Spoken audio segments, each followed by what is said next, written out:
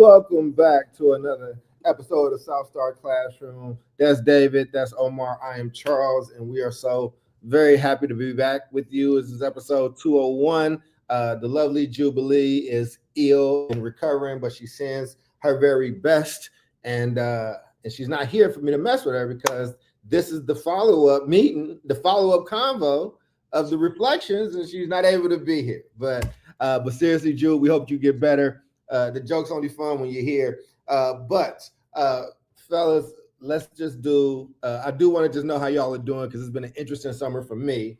Before we get into the fun stuff, so David, let me start with you, man. How are you doing? How's your summer been? You know what you got going on, man. Ooh, it's been very hot down here. It's like humid. We have this like August, September kind of crazy weather patterns that happen down in Southern California. And yeah, it's been hot. So definitely feel like we're still in kind of summer mode, even though school has started. We got our first home football game coming up Friday night at the high school, and my son's playing in the band. He's playing bass drum 4. And so next Friday, he's got this insane schedule where they're doing a pep rally. They have to be there at 7 a.m. for a pep rally with local media. And then they do this like annual tradition at the school to welcome new incoming ninth graders and other students. It's like a big ritual. So they're playing music for that. And then after school, they've got the high school football game. So he's loving it, man. He's at school all the time now. I mean, last night I picked him up at 9:30. Okay. Damn, David. Yeah, I'm just like, anything other than being on your computer, go. Yeah. Well, that makes sense. Yep. So yeah, it's good. That's nice, man. Well, congrats to him. I love how you get we like setting up these beaming, proud dad moments for you. But I think that's super dope, man. And again, you can keep telling me that this kid is older and in high school, and when he gets to college and married, I just am going to remember the kid on the shoulder that I'm going to sneak into any presentation together. So yeah, he's like, David's always like, can you can you change that picture? Like we have a David. I'm sorry, this is the only picture we have that's not pixelated. But it's adorable. That's right, baby. I've got a couple thousand more, but that's okay. It wins us contracts, man. It lets people's senses down. You know what I'm saying? Yeah. But we'll take that. But how about you, brother? What's going on with you, man? Yeah, man. If anyone's playing, what is it? Red Dead Redemption 2. Okay. Yeah, I done shot a bunch of people, and I'm wanted by the police. Yo, man, I haven't played a video game in forever, and it's like summer, and I'm like, shit, dude, like it'd be nice to play a game. We've been in school since the last week in July. I'm already exhausted and shit. Wow. However, I'm leaving town, going up to Colorado for a little bit. Got some business to do up there. But hopefully, man, gonna get on the water, man, go paddleboarding and shit, get on a lake, enjoy the last days of summer. Interestingly enough, it cracks me up because every time Labor Day comes up, I think about the boys, or I'm sorry, the boys of, is it Don Henley, Boys of Summer? Oh, no. Love that song, man. And I don't know if you all know what that song is about, but it's actually kind of an interesting story. The Boys of Summer, for if y'all don't know, is about the baseball players, college baseball players that go up to the Cape, and they spend their entire summer playing in the Cape leagues all summer long, and they live in these homes. And it's like this like onslaught of these incredible athletes who are all in college, who all hope to go into like the Major League Baseball, and they're like staying in these homes, and it like shenanigans happen on the Cape in the summer with these cats, because you can only imagine a bunch of like 18, 19, 20, 21-year-old baseball athletic dudes, the women who house them, and the young ladies who live in that community. And that song is about that. And I think about it every single Labor Day because it's kind of the unofficial end of summer. It's not only one of my favorite songs, but I had a bunch of friends actually become the Boys of Summer buddies who are in the fraternity with me who are on the baseball team and tell me about that. And man, their stories ain't appropriate for this podcast. Well, man, that's interesting to hear. I was actually just in Colorado. I just got back yesterday, I think. Oh shit. Yeah, I went to Lone Rock. We've been to David. I think you've been to Lone Rock with me before, David. We've gone a few different places, but had some meetings. It's just such a beautiful place. But it was such a very busy, tense work trip.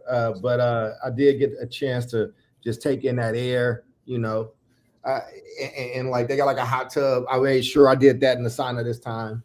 But you know, man, I would say my takeaways is this. I'm obviously not at home. I'm in another hotel room. So there's that. I promise y'all I have a place to live. I'm just semi on the road. I have some things to do pretty close to home. It just didn't make sense to have to drive in a few hours in the morning. But man, just been grinding and working, man. Summers are very intense for me. That's usually where you're doing a lot of reflection of the year before, forecasting for the next year. You know, it's funny. I think I'm such a workaholic that my actual calendar life is kind of moving into a fiscal calendar year life. July 1 to June 30 type life. Yep. You know, July 1 is always kind of like our first day of the year. So about to jump in to that. But yeah, man, and just been really grinding and trying to. We had some interesting times, and there's some things that's getting impacted around it. But I'm blessed. I'm super blessed, and I'm grateful for you guys. And I'm grateful for a few things. And I think that leads us into, you know, what today's episode is about. We're on episode 201, which is crazy. Mm-hmm. Which is crazy. And with that, you know, we're going to do just a little bit of reflection and forecasting. And again, nothing too major. I didn't want anything over planned. I didn't want to have, you know, we got our run throughs and all that stuff, man. I just really wanted to be 4 friends. Well, 3 since Jube is ill, just reminiscing and just kind of what's been some of our biggest takeaways from these 200. Like what's moments that just come to mind for you? I'm going to start with you on this one, Omar. I'm just curious. So think about yours, Dave. But when you think about these 200 episodes and the way we all met and what we're doing and the consistency of it, just what comes to your mind? Yeah, I actually wrote down some shit, man. And I got some specific episodes and some specific moments. But I think the first thing was there was this real interesting realization that Andrew Benitez, the co-founder of the organization of EPLA, our organization, and I had, which is when we started getting into this work, we kind of thought we were the imposters. It was a lot of like, you know, so-called imposter syndrome. It's like, we're kids, we don't really know what we're doing. And as we started getting more and more adjusted to this world and meeting charter school leaders from across the country and school district leaders and leaders in different venues, we found out that it was a bunch of trick-ass marks, mark-ass bitches, mark-ass marks, trick-ass marks, and that they had no fucking business not only being in education, but in any kind of leadership. And I kind of got really pissed off, and I was like, yo, man, like, who's taking the microphone away from these charlatans? Because they have no business being on the fucking microphone. They have no business helping people. They're really out there just for themselves, to make a buck, to make a name. And it kind of dawned on Andrew and I, it's like, shit, like, we do this work day in, day out. We we should have the microphone, and we should purposely take it away from these charlatans because they don't deserve this microphone. And then that's when I showed up at the conference in a dire time. And I saw you on stage and I heard the conversation, but it was from 4 people who have actually done this shit in the real world. And it's like, fuck, this is what I've been looking for. And just, I think our audience knows that was kind of the advent of being like, yo, like, let's get this going together. And like, how do we start? Yeah, damn, all those marks. There's a shitload of mark-ass bitches out there, man. And mark-ass marks. And, you know, Charles was so enthusiastic because Charles could have been like, man, who the fuck are you? I'm famous as hell, man. And it was badass to see how welcoming you were. And then you're like, oh shit, I know this dude named David. And like David and I have since become good fucking friends, man. David's dope and his family's dope. So just from the get-go, I think the start of it was funny. And then just the kind of genesis and evolution of like, what are we talking about? And the conversations were a little talking heads-ish. And then it just kind of turned out to be exactly what I think we all wanted was like, we're all just getting together and like, hey man, once a week, shooting the shit on stuff that kind of pisses us off or is happening in the world and what our thoughts are. So it's just like, damn man, I love it. It's become more of like a weekly phone call than it is a show. That's what's up, man. And I've got specifics about specific episodes, but I'm just getting us opened up. Oh, I love it, man. I'm throwing it to David, man. I want to hear, we just having a fun we just three homies talking. Y'all got 2 questions. Is reflection. That's all we're gonna do is just converse and be up out of here. Right. I've got a specific episode. I've got a couple, and I'll start with one. But like this show, there's like so much going on, and I'm paying attention. I'm like working in education, paying attention to like what's happening in the field, paying attention to like politics in general. And I feel like this show has been an opportunity for me to come and just like kind of make sense or decompress or rant. But it's therapeutic, because afterwards I'm just like, oh, that thing I was struggling with, whatever, like I got to connect with you all. We talked, we laughed, we ranted, we talked about how crazy this shit is, and then we get back to it. So it's been a very important like part of my weekly cycle, just to kind of get grounded and get some stuff out. But I definitely I like pulling, from little specific, I feel like something that we've done here on the show is, we're not on the cutting edge. There's a bunch of education podcasts. Some of them are very like kind of hoity-toity, wonky, like, nobody cares about that shit. Right. And so we're able to like kind of cross that bridge between, what's happening, the news, and then like contextualizing it, making it like digestible. And why is this actually really important?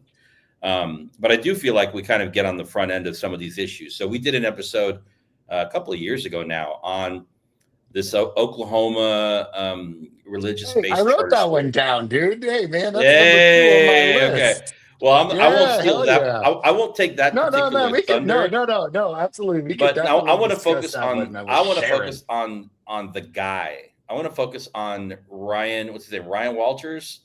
Who's the state superintendent of public instruction. This guy is trying to do everything he can to get some kind of an appointment from Trump, right? He's his little lapdog. And the last thing I heard about this guy, and there's a couple of examples I'll bring here, but I don't know if you all heard this, but they're like 50th in the state in like reading and math outcomes, right? And so what is his last campaign? Oklahoma is OKKK. His last campaign, and I think they're going to do it. They're going to they've got permission to opt out of federal accountability tests. So they're just not going to do standardized testing anymore because they want to teach kids. Yes. If the data is not good, don't collect the data. Right. And this is at the same time, he's requiring this ideology test for incoming teachers. It's like an America First ideology test. Teachers that are coming into Oklahoma from California and from New York. It's basically a MAGA loyalty test, right? This guy, they adopted a social studies curriculum that took out, it really focuses on like American exceptionalism. They took out a bunch of stuff about our past and like racial tensions, right? They talk about the 2020 election conspiracy theories. There's some religious stuff in there. What else has he done? And most recently, I don't know if you heard this bozo. He was at a meeting with the board of, I guess, the state board or a local school district board, and his computer was on the screen. So he was broadcasting. Tell me he had some porn. Please He tell me had porn, dude. He had porn, and it showed up. And it showed up on the screen. Sanctimonious It piece of showed shit up from on the screen. Oklahoma. The guy's like, we should have the Lord's amendments, dude. It's always these cats, and it's always these like, we should have Dude. no gay people anywhere. And they're like having hard fucking the most like wholesome, like same-gender Christian sex with values. each other in a restroom and shit in a fucking in a truck stop. And they're all like, yeah, I like that. I like that a lot. God It's dang it, crazy, dude, man. I knew it. It's wild. And so that just happened. So yeah, Ryan Walters, you're on the list, buddy. They're coming for you. It doesn't sound like you have from like here's the irony, dude. Right. It's like the issue isn't with the corn. The issue is with like you want to control everybody else's life and tell them what they can and can't do, be sanctimonious, and you can't even wait till after the board meeting. I feel you, dog. Hey man, don't watching pornography when you're in a board meeting. How about that? Maybe not. Maybe don't do that. Yeah. You know, Play Angry Birds. Do whatever you got to do. But hey man, I think that's a funny one. Well, I like where y'all was going with y'all episodes. I think, a reflection point for me is like, damn, that 200's crept up. But I just think when I think of, South Star Classroom, I think of our original name and I think about why it came together and just how grateful I was, man. I think, like I said, I've always wanted to just do, if I got $1, I'm going to find it like, David, you got at least a nickel. Like, you know what I'm saying? Like, I feel like I've been somewhat adopted by David and Jorge and Dirk and those people when I was cutting my teeth in education. And I lived in a place where it's popular to posture. It's popular to peacock and say what you're going to do. But when it gets to real change or standing up, a lot of people can't and won't. And David just was always one of those people that did. And it's like, yo, David always had everybody mad at him at the same time, which was like, oh, he's fighting for what he feels is true. That's a good litmus test when everybody is a little upset with you. And he's just been solid with me, man. He's just one of the best education minds I know. And then Omar, like meeting Omar, his enthusiasm. Omar's just a cool dude, man. He's just a good dude. Like he's just a fun friend. You look up, he's always like somewhere else in the world. He's global. He's so well like read and spoken in a sense where he can kind of go in and out of these different things. I just think it's dope, man. And we did one show first with his homies.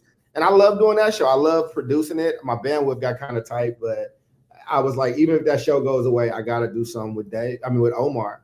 And, not to mention you bringing in Jubilee and we all know what she's added to the group. So, those are the first things that come to mind. When I think about shows, I think about when homie was running for student council and he came on, and one, it was just one of our bigger shows because his people traveled, like they came, like I saw numbers in our live feed that I had not seen before. But two, just the articulation of that, what was at stake and how good of a conversation we had. And then for him to go on and win, I just thought that was just really dope. It was like one of the moments where this show was living up to it was just living up to the potential that I knew it had always had, like of interrupting in those spaces. Also, I also had this dynamic in my head around this black-brown kind of mending, and really dealing in those waters, right? Like it's so funny. Ali Sadiq, y'all know who Ali Sadiq is? Yep. So Ali Sadiq, Omar, look this up. You look up a joke called "Mexican Got on Boots." It's a really good joke, but basically it's about prison politics, right? And it's about how riots and raids and prisons happen. But it's funny, but it's basically there's always like this kind of Mexican and black tension. And his roommate in his cell, he used to be in prison. He's out now, and he has a beautiful story. But these prison stories are funny, like they're very real and incredulous, but they're also really funny. So he's just telling this story, and like he had to go back to his Mexican roommate and ask, "Hey, what's Mexican got boots mean?" He's like, "Oh, it means it's about to be a riot." The blacks and the Mexican fight. He was like, "We ain't gonna fight." He was like, "Well, not in here, but outside." He was like, "But outside, yeah, this is prison. Like, you know what I'm saying? You got to stick with your own." And I just think about that because we're in a time where things are spooky and things are tricky, and you don't know where your allies are, you don't know who you are, you don't know what's going on. And I grew up in a school like that. When I went to Westlake Junior High, there was a Mexican and black fight every single year. I was there for 7th and 8th grade. I went there when it was going from Westlake Junior High to Westlake Middle School. We used to have schools in Oakland that were junior high, so 6th to 9th grade. And so 7th to 9th grade, I'm sorry. And then it went from 6 to 8. So but I remember, and I had a Mexican friend. A lot of my friends were Mexican because we just was kids, but they told me similar to this. It was like, oh yeah, it's like riot day. Like, what that mean? It's like, well, it means that we're gonna be fighting. Like, people come and, you know, high school kids come or whatever. It's like, well, we gonna fight? And they was just kind of like, well, not now. Not now, but like, and I just riot day.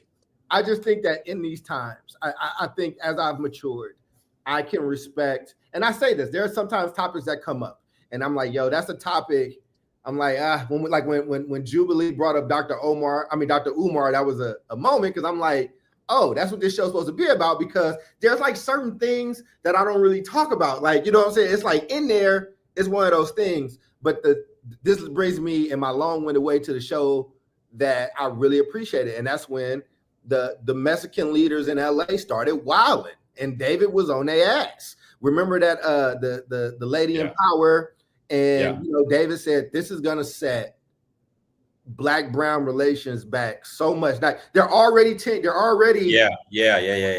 De Leon, and I forget the woman's name now. And David, I don't know if you know, and Omar, you chimed in on this too. I don't know if you know, but you were appropriately predicting what this last election cycle was going to kind of look like, where Trump was going to pull off, you know, some more black people, but he also pulled off a lot more, you know, Latino people. And then you were willing to have the conversation and critique things, you know, here in this space. And I was like, damn, like, I'm raised up in that culture of like, look, we black and brown, we get along, like, we gonna fight, not right now, like, we good, but you know, right. But outside in the riot, and just to see David and Omar do that, you know, I just feel I just thought that was a special episode. And we didn't, you know, and there was a lot of things that happened, a lot of things you guys got right from it. So I know it was a long roundabout story, but that's how I think about you guys. I think about the ways in which I have two new brothers and like the ways in which we work. And I think about David's space in this and the energy that Omar and I have,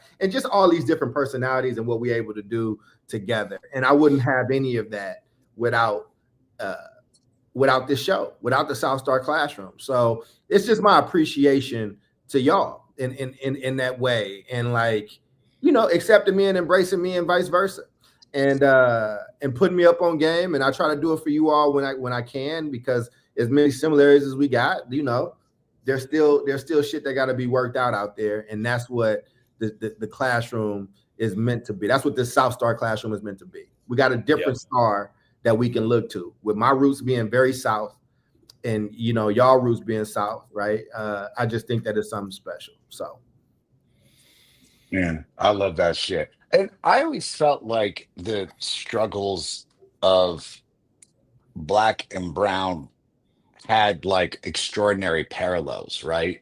And what pisses me off is I think we're seeing this very interesting trajectory, much like and like Doc, you've said it 1,000 times, like the Irish and the Italians, where like the Republican Party and the conservatives are trying to like, hey, come on over here. Get like, we'll treat you good, baby. Come on, be the new white people. Like, we'll introduce you to the white people. Start hating on yourselves. Start aligning with us. And I just think that that's both a repetition of history and just sheer and utter stupidity. And I'll say this, man, like, as I was looking at different episodes, and one of the ones that struck me in this theme, in this mode, do y'all remember, it was about literally a year to this, not to this day, about a year and 2 weeks, the ban on black clothing in an El Paso school, and the goth kids were getting basically told that they couldn't be wearing black. And we had Sam Sanders on the show, and I think the episode was called like "Leave the Goth Kids Alone." And it was this like really interesting episode, because like the school in El Paso wanted to restrict the use of Black clothing. And then that was going to reverberate into Los Angeles. And we're like, so you're going to kick out basically everybody because everyone enjoys wearing Black. And it was this kind of moment of, it was a funny episode, and Sam was particularly hysterical. But I just, like, what happened to that? And that's my major question of like, what, like, are these things that as I look in retrospect happen in the world of education, are they distractions, and are they just like just sheer stupidity? Like some dumb fuck in El Paso was like, I'm gonna ban Black clothing because we have a problem with it at school because I don't know actually how to solve issues. I don't know how to build relationships with kids. I don't know how to train teachers. I don't know how to train for high level of academics. I don't know how to create an environment that's conducive to kids. So I'm just gonna do some dumb fuck shit. And by the way, like every city has got their fantastic collection of dumb fucks. And I love it because it's always like, ooh, like, well, I met someone that went to Stanford and I went someone that went to Harvard and they weren't that intelligent. And I'm like, yeah, you're one outlier of that person that you went to Stanford and Harvard. That's everyone from your butt fucking city or university. So thanks to that fucking piece of awesome Good information. Lord, Omar. And I'm just wondering, like, who are these assholes? Like, in the retrospect of our 200 shows, it's like, God damn, dude, who are these assholes who can't get this shit right? Or is it worse, Doc and David? Is it purposeful? Are these distractions set up to create a distraction on purpose so that we don't focus on the main issues? So this like porn loving fucker in Oklahoma can keep trying to sycophantically get himself into the White House instead of actually solve education in Oklahoma. There are kids in Oklahoma that need a good ass education. I don't know. Do you think that this is all distractionary given all the shit that we learned? Or do you think this is all on purpose? One, I mean, the levels of which you have delivered profanity this episode has been, it's you need an orchestra, brother. You have just, yes, I love it, man. I love my extraordinary level. We're not on the party today. I just bet this will be a fun episode to have to hit the bleep button on. But I think I was distracted by that. Ask your question. I did have a response. So ask your question one more time. Do I feel like is it distraction? Yeah. So in my literal rantings and ravings, it was cool to do this retrospective on our 200 episodes because I started looking at all these kick-ass topics, and I'm like, dude, we have talked about ADHD. We have talked about the discrepancy of training kids for the workforce in high school because college kids aren't coming out on top of their game. We have talked about floods. We have talked about elections. We have talked about the dismantling of the Department of Education. We have talked about banning on books. We have talked about the banning of Black clothing. And all this shit, like, it made me deeply think about the fact that, and it's a little bit of an elusive situation into where I think that we're going. I've done all this incredible work this year with our administrators to train them on here are the things that matter. And I feel like I'm getting very proficient at this, that like the South Star Classroom, both the show, and it's gotten me like, damn, dude, like I want to get this LLC going, our consultancy firm, the four of us teaming up and actually doing some of this work on the road. Because I feel like if the four of us actually work in unison together, we could make incredible fucking things happen. And it's just gotten me a bit dismayed to be like, the four of us know what to do, but is that a situation that everyone does know? And are these people in education well-meaning but just incompetent? Or is this kind of this interesting situation where you've got this cat from like Oklahoma who's purposely using this education platform for his own like sycophantic political needs? So in one effort, it's saying, hey man, who are the real people in this world? And this is why I love this podcast, because I get to talk to cats who know what the hell they're doing and they're real. But it also makes me wonder, with all this shit that we've discussed, Is all this distractionary to keep away from the fact that they don't know what they're doing on Yeah, purpose? I got you, and I'll start. It's Dave, worrisome. and Dave, you can roll into responding to the clip after this. I think, I think it's a mix of both. I think that often people gotta understand, man. School board meetings just started getting like attention, like outside of like the civil rights movement and things like that, where those are just political theater places for actions to take place. Like school board used to be the easy entryway if you were trying to get into politics. So in Oakland, we have a bunch of like mayors that started out as school board members. I think Libby was a school board member.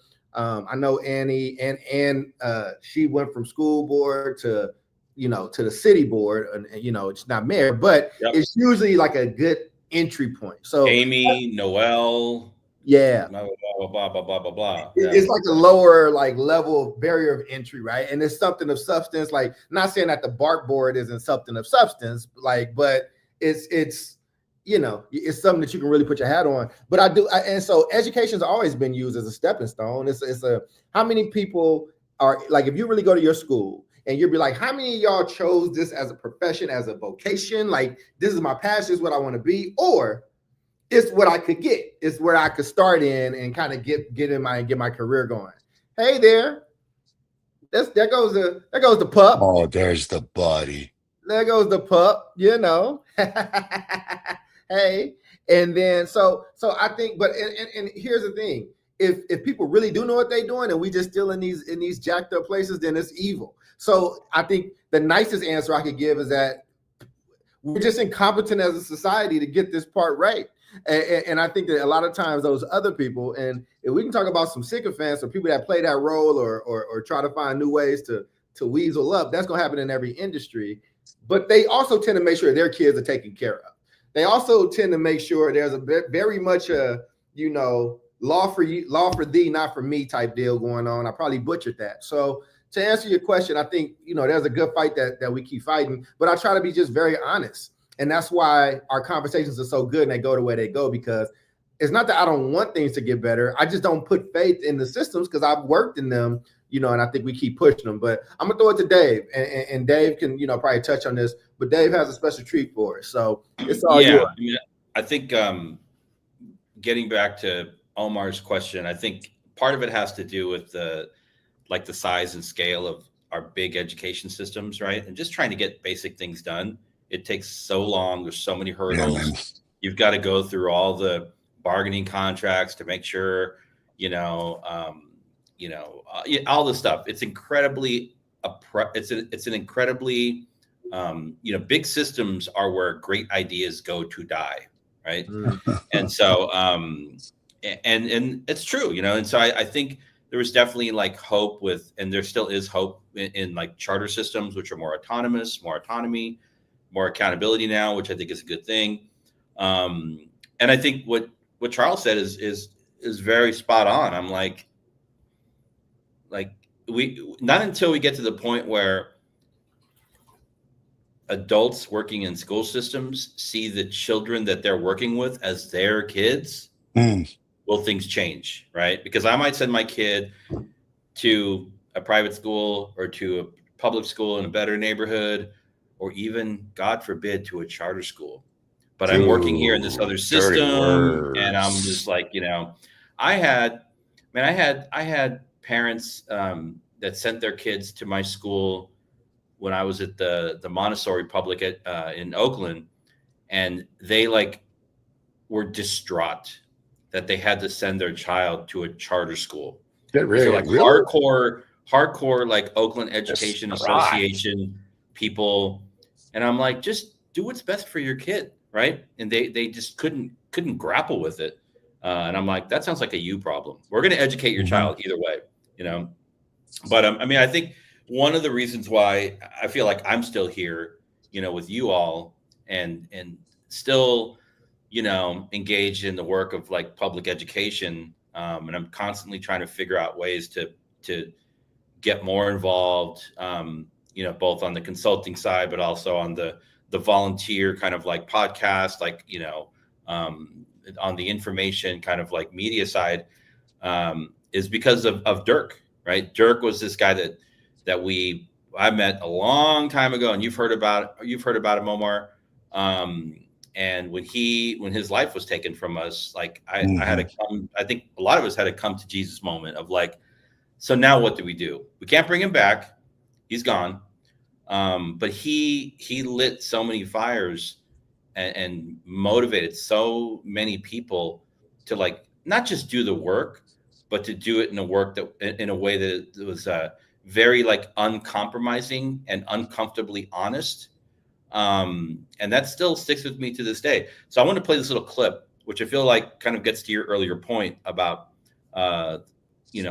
is it what is the real issue with doing the right thing here? So let me pull this up and see what happens here. You got it. It's amazing how consistent results for Black kids are across the entire country. It's really about 20% of Black kids can read. Anytime it's 18% in Oakland, 18.5. Whenever I throw that out, people in like Fairfax be like, we're 17.5. People all over the country will kind of hit me up and be like, yeah, it's just about the same here. New York Times had this graphic where they had all the urban districts across the country, and they just compared test scores. You couldn't find a single one where Black kids were equal to or better than white kids. Not a single district. In such a diverse country, just by the random chance of 1 in a million strike of lightning, you'd think that would happen by randomness. It's such an exquisitely designed system that so consistently brings the same exact results, no matter where you are. It's deep. It really is. And part of it is our just denial that that's really what's happening. Like, again, I just think we have the state of Black education stuff. I think when you look at the numbers, I think for any well-meaning person, you can never say, you'll be like, never back to normal, where 18.5% of Black kids read and 72% of white kids read, like 11.5% of Black kids can do math on grade level and 63% of white kids do. Like, those numbers are ridiculous. 30 times more likely is for a Black kid to be suspended with an IP. Is that a system that anyone can defend?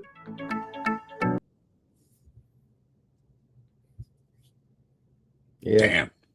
I don't know if that helps you get to the answer to your question. Maybe more questions come from it, right? But the data's in front of us. Like we see it.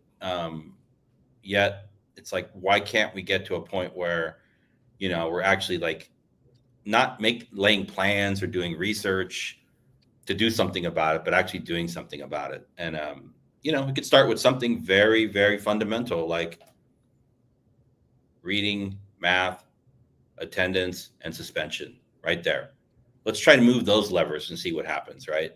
Yeah, because we know what the data looks like when you look at Latino kids, when you look at African-American kids, when you look at low-income African-American, low-income Latinos, low-income whites, right?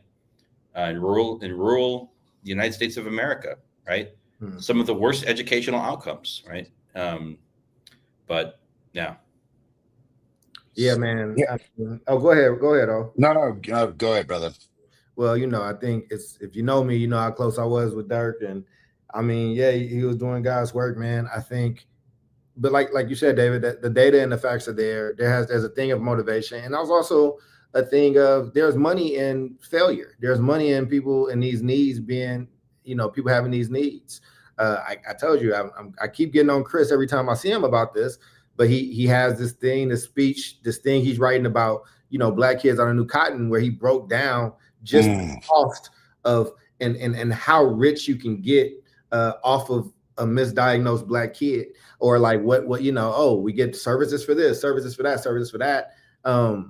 And it's funny because we have a lot of smoke for like Western medicine and the medical, field and things like that. But education is the same.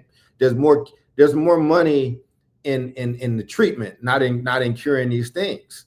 There's more money to be had. There's more tax breaks to be got. And if all that goes away and all the kids are, and 95% of the kids are reading on grade level, and 95% of the kids are getting what they need in school and what's promised, then there's an entire industry that goes under. there's livelihoods that go away. I mean, there are tons of people similar to the fire department where middle class people not of that place drive in and have really secure jobs with great benefits. And let's keep that train moving.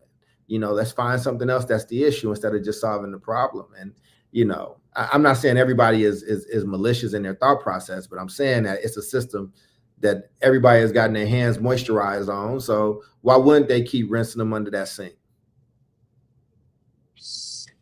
I think you brought up a really relevant situation of not just this is being. I honestly think that Andrew Benitez always said, like, hey man, like the path of good intentions is the path, is the pathway to hell.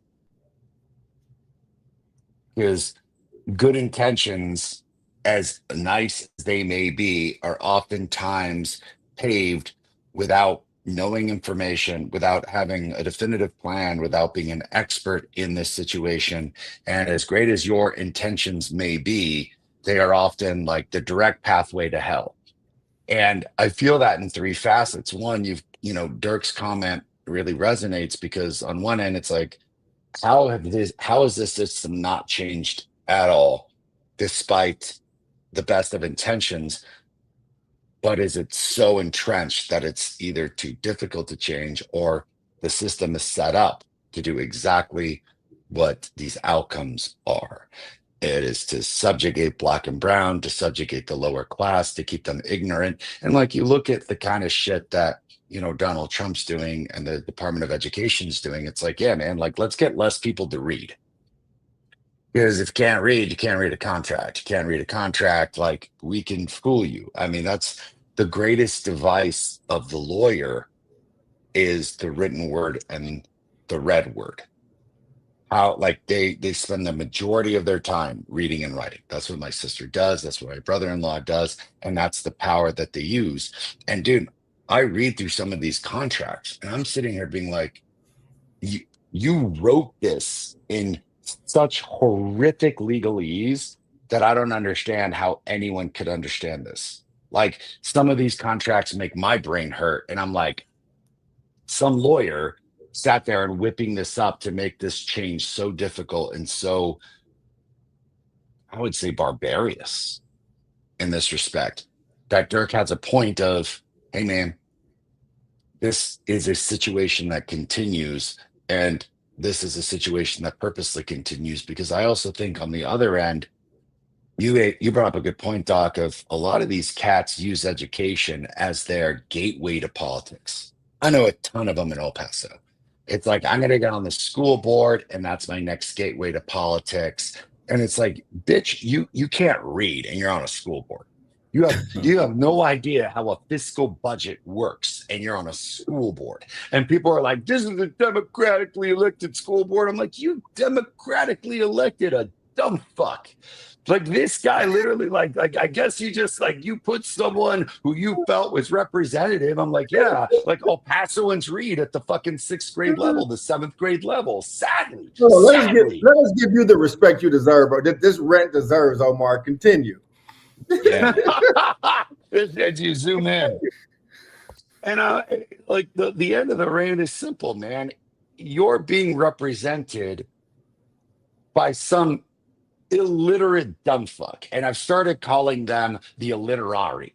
So instead of the Illuminati, you got the illiterati, this group of assholes who think it's absolutely hysterical to not be able to read, to not educate themselves, who look down on education, who look down on those of us who actually try. So I can use it and credit you, please. I like that term. The illiterati, yeah. You got to publish. You got to write something. Scribble it today. Scribble it today and write it down. The illiterati. I'm going to do that, man. And then what happens is that they become leaders of either a democratically elected board because they're trying to launch their political career, or they can talk a great game.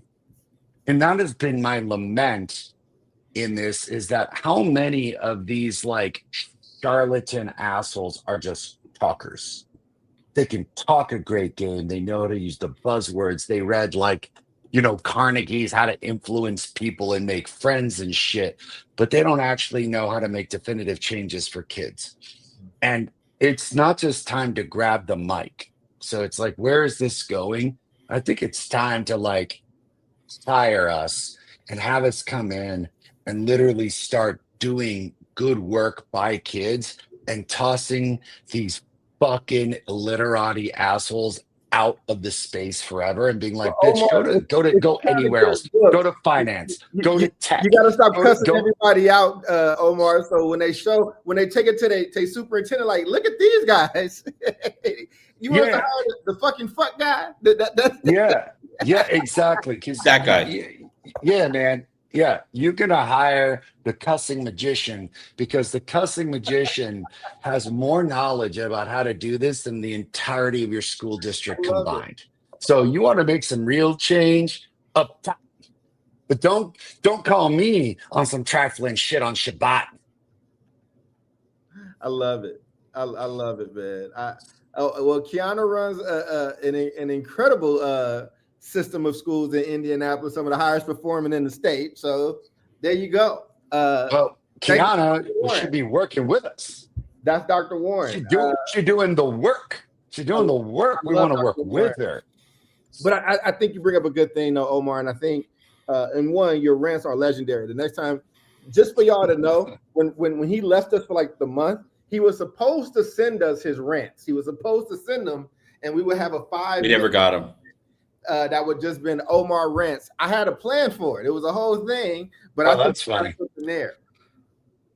I think you got something there. But as we start to wind down from this, though, I mean, we have reflected on what the show meant as far as for education for us, our friendship, our camaraderie, bringing in Jubilee, the way she's helped elevate and bring things of caring to us.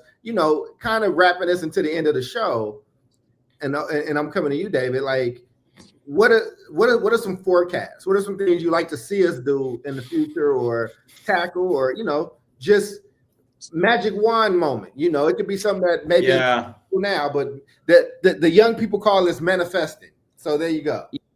So I would say like internally for us, figuring out a way to broaden our reach. I think we've got a pretty solid listener base, and definitely like appreciate our regulars that consistently show up. It's great. It's very we love the comments and the engagement.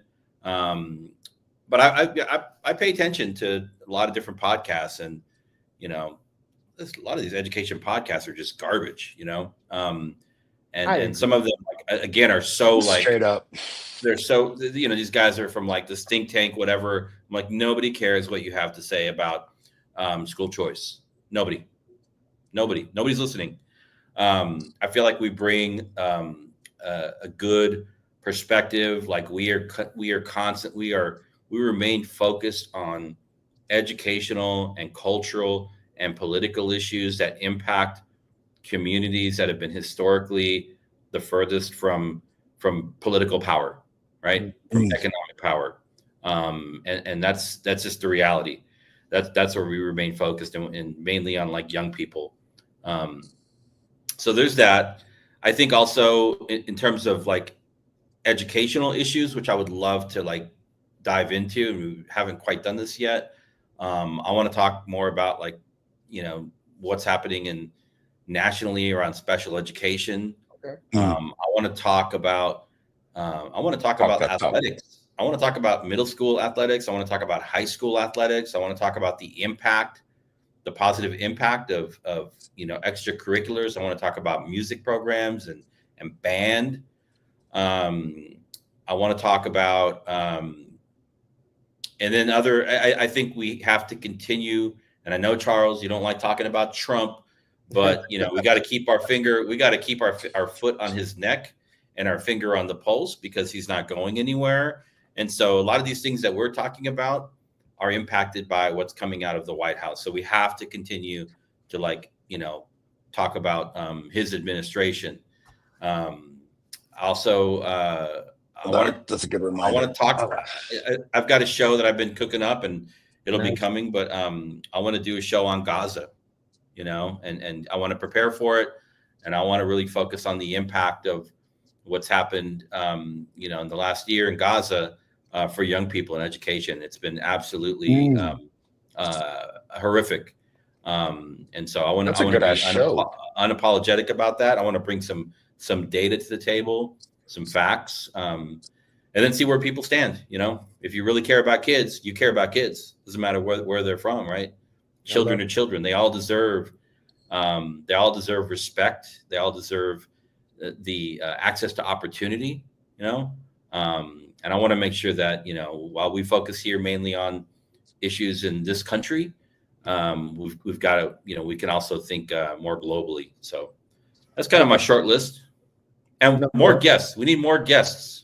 I was gonna say guests too. All right. Well, you stole a few of mine, but I think those are really good. I think we have a good Venn diagram there. Omar, I'm gonna go after you, brother. What, like magic wand? It could be things that are aspirational, things that's actually planned, things that you just are wishing that we could do or want to do. But what forecast for us, brother? What are some things that you like to see happen with the South Star Classroom? Yeah, man. I'm definitely in on the more guests situation, and I could be doing a much better job of lining that up because there's really cool people, man. Like my boy Jesse worked for the State Department in Egypt. Like that's a cool cat to have for like a follow-up on the Gaza. So we could do our own thing on Gaza. We could have these incredible people that have been on the ground doing incredible work in that area, giving us a real glimpse at these are the circumstances. This is what has happened. I have been dealing with this negotiation. So I'm all about the guests. I'd love to see us start getting more eventually into the consulting space and working with schools on the ground and having them be guests. Hey man, what are you working on? Like South Star Classroom coming to you from Minneapolis, South Star Classroom coming to you from Oakland. And we've got some cats that are on the show that we are actually on the ground working with on the implementation of the work, because I love talking, man. I really prefer implementing and executing on this and seeing the gains in a school with administrators and kids. And frankly, man, like I enjoy this platform just because I love hanging out with y'all cats, but there's a very introverted side of me, and then there's a very extroverted side, and that extroverted side is like, man, I'd take this on the show. I want to go do some live shows, man. Come and see the South Star Classroom live in Oakland, live in Chicago. I like that because it'd be badass to not just have a live show, but bring in I love our audience. It'd be cool to meet our audience. It'd be cool to have them, ask them questions or come up for a small conversation in person and acknowledge them in person and be like, man, we love you. Like, come join us on a live show. You've done a ton of live shows, Doc. I know you have. We did one ourselves at a conference. We did. Yep. Yeah, we need to get one of them, one of those fun. Those slick education philanthropists to give us a little money.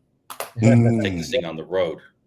Yeah. Oh yeah, man. That's actually a really cool thing. Yeah, I'd love that. And I'd love to start getting into the startup of the consultancy with some support and working with folks on the ground in school districts across the country who are just like, man, I'd love to make a systemic change in how we're doing things and start uniting these groups, because as Dirk said so quite eloquently, these results have stayed the same over 20 years. And I'm like, dude, we know how to push these results. It'd be cool to take that on the road too.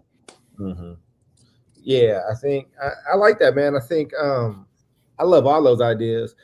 For me, my wish list is like, one is a producer. So if there's any young person out there that wants to learn how to do this stuff behind the scenes, kind of help set up things, help with research, get that stuff going, wants to do some intern stuff. I ain't got a ton of money, but I could probably do something for you.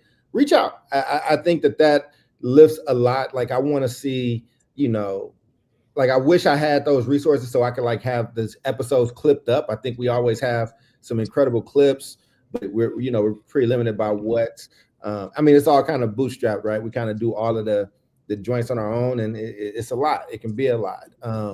And short of everybody learning how to clip their own clips and everybody being responsible for doing 2 or 3 of their own each week, which might be the way to go. That would be really, really nice. I think I totally agree on the guest piece. I think bringing in more experts and guests and nice interviews. Like I would love to have like, if a professional crew was to get Omar with a one-on-one interview on somebody and we throw to it and then come back, like, turn that stuff into like a real show. But nah, man, I love this. I need these spaces but it's between my Black Men's Book Club I've been a part of since I was about 19 years old. These shows. I come from doing like a radio show. So I enjoy having a space to kind of get this stuff out.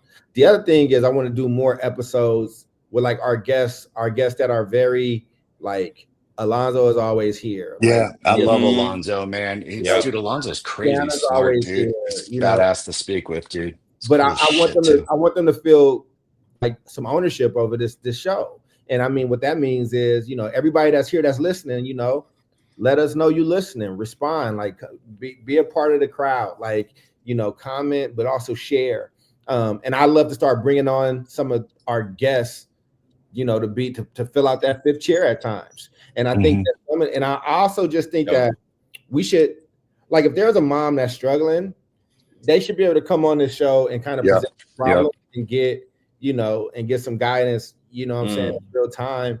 And we all have very different thoughts about things. So, I mean, one, it'll turn into a good show, but you'll have, expertise from a few different levels. I think that becoming more of a resource, I would love to see. I think one of the things that did make A Black Hands so successful in the beginning and is that it started out, we were all writing every week too. And it was just us talking about what we wrote. So one, we grew on two different planes, right? All of us have like this crazy following that follows everything we write now. But two, people get to see what they just read on now. They get to hear us kind of articulate and talk about it. And so those are some things that I kind of forecast. I think the continued growth of this team. And the other thing is, everybody carries a lot in this group. And I do want to give a special thank you to David. I think David has been a bit of the container of like making sure we got the calendar invite, making sure we got the title, making sure these things are happening. And, that stuff doesn't go unnoticed. You know what I'm saying? It's just, it can fall into the rigmarole of just doing stuff. But I've been that guy a bunch.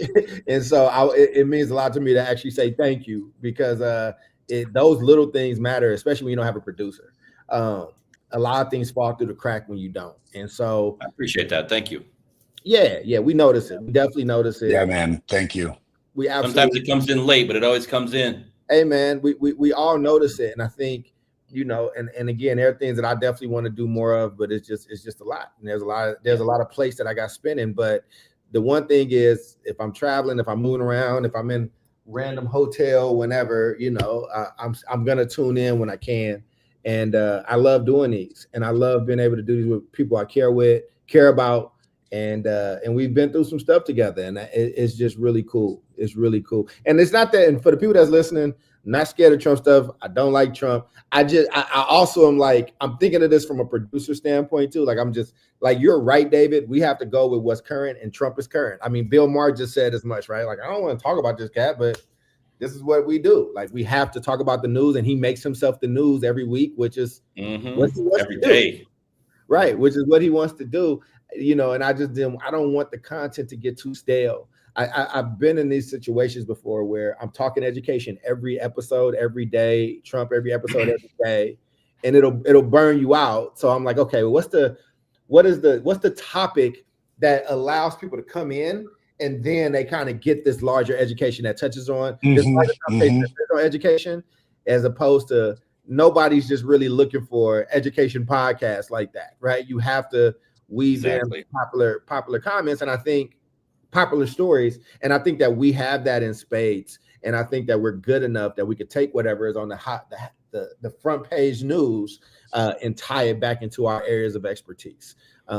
I think y'all are geniuses, and I think that y'all are professional at what you do, and we all do different things. So I like to see us grow in that way. But I will say, anybody watching right now, if you want to see these type of things, Show us that you're tracking with us. Let us share the show and let us know that you share. Like, leave a comment right now. Let us, say I'm here. So we've seen Alonzo, we've seen Kiana, but there's a bunch more of you in here. We know Toya, we know Bill. Bill, I think Bill might have. I gotta ask Bill the next time we do it. I think Bill came from our radio show. I don't know. I think he came from our radio show. But if that's the case, he's that's over 10 years ago. But I'm just grateful for all of it. Yeah, I'm just grateful for all this, man. I know we have time and I need to go get some work done, but just final thoughts, and we'll go in reverse order. And just Omar, what is this something that you might want to leave the group with? And yeah, it's all you. Yeah, I think in short, in a world full of charlatans comes a bleak sense of hope, a light from the South Star Classroom. And that's literally like, man, I love these conversations because it's fun to not just have them with friends. It's fun to have them with substantive people who've actually done this work. And I think I'm just getting exasperated by the level of people who like talk that shit, can't walk that walk. Yeah. My boy Julio, man, always said, man, hey, man, you can talk that talk, you can't walk that walk. And I'm like, God dang, dude. Every day I come into these literal menageries of fools who consistently learn how to talk through it. And I'm like, if you actually used your energy and intellect to implement it, the world would be so much of a better place. And I think I'm just on the warpath. And I think the South Star Classroom is going to be on the warpath of hunting you down, taking you out to remove you from the space, because I want to use my energy, not on that, on building kids and building their capacities and building school leaders and building their capacities and building families and their capacities and all the cool shit that we all know how to do. I want that space to do that work because I want to get rid of these skip, scap, scallywaps and mark-ass tricks from that space altogether. But coming after you. We need to do a new segment. It's like, it wouldn't be called the donkey of the day, but we'll figure something else out like that. Right? Oh, yeah, man. Like Keith Overman. Educational grifter, Charlemagne. Yes, brother. Yeah, the grifter, the educational grifter of the week, something like that, man. Yes. Yeah. We're going to call you out for it. And that would be a clippable piece, and you need to script it out and do it, and you will go big, brother, Omar, and bring all your grifter of the week. And the funny thing is, I think it gets even funnier or more impactful if you do as much cursing, but we actually bleep it out. I think it'll actually grab more attention with the bleeps in it. I really do. Again, I can't not think like a producer. David, what's your final thoughts, man? Final words. I think I've said what I needed to say, but I look forward to what comes next. And again, I also want to remain focused on figuring out how to extend our outreach, because I really think we got something special here. I love it, man. I love it. I think I agree with all of that. I think, like I said, blessed to be here. I would love, I love when we have an engaged audience that is part of the show. We want to make sure that you feel like you're part of it, and and like Toya is just ingrained in this family now. Whenever she needs something, she can have it, and if she ever needs to come on and promote something, she can do it. I also want I would love to start cutting commercials on the other things that we're working on. I think this should be a space where, we nobody else is marketing us, or nobody else is marketing our ideas or the things that we actually do endorse. I think we should start doing our own endorsements of things. Like, so, if there's somebody out there that we think is doing good work, like I love Dr. Warren and the work that she does, like, I don't have a problem with like, yo, send me your scores and we'll just put that stuff up. We'll take a commercial break and put that stuff up. I just think that this has to become a community that people look to and turn to, and they can see their experts, they can see their people. I think there's a lot more on the horizon, but God has definitely blessed us. And I'm telling you, man, luck is man in Babylon right now. So, with that being said, Jude, we hope you feel better. Yeah, Jude. I have to go and get more coffee. I don't need this hotel coffee is complete shite. Bumbleclot. Oh, that's the worst, man. It shouldn't be in a Starbucks cup. It tastes like cardboard, and it's hard. It's hard to make coffee. Already isn't a very tasty drink, so I don't. For me to be like, I've been drinking for a long time. I'm used to the beer. This is terrible. I'm sorry. Couldn't hold it anymore. Straight up bumbleclot. For Omar and his very colorful language today, which I'm usually one that gets in trouble for cursing, especially on the other shows. So to met my match is incredible. Don't get in trouble at work, Omar. I don't want them coming and clipping up this show to try to get you out of commission. Oh man. And David, man, just your consistency, your effort, man, and what you mean to this show and what you mean to people, bro, as an educator. I think it's incredible, and I hope I wanted y'all to at least feel that appreciation from me of what we do, and whatever it is, I look forward to the next 200, man. So for Jubilee, David, and Omar, I'm Charles, and we will see you all next week, same bat time, same bat station.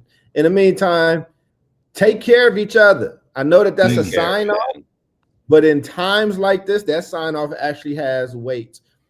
Remember what a community is and what it means to be in community, and take care of each other, because everybody could use a little bit of that love right now. See y'all on the other side. Peace.